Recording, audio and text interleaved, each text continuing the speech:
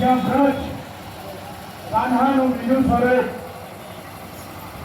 ત્યાંથી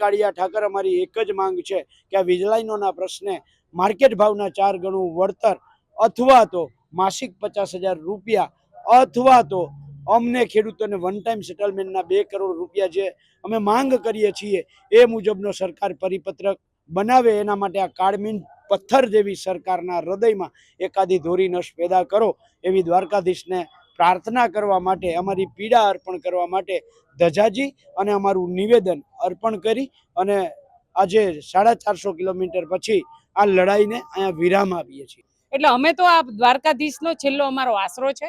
અધિકારીઓને તો આવેદનપત્ર આપી ચૂક્યા, સરકારને અન્ય અસંખ્ય વાર આવેદનપત્રો આપ્યા, પણ સરકારને હું માનું છું કે દ્વારકાધીશ સદબુદ્ધિ આપે અને આ ખેડૂતોની પરમિશનથી અને વળતર આપી અને થાંભલા નાખે।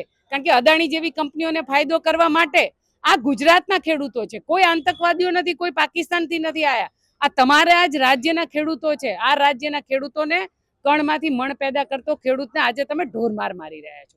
એટલે ભગવાનના ચરણોમાં વિનંતી, 2 હાથ જોડીને વિનંતી કરીએ છીએ કે આ લોકોને સદબુદ્ધિ આપે, આ રાક્ષસી માયા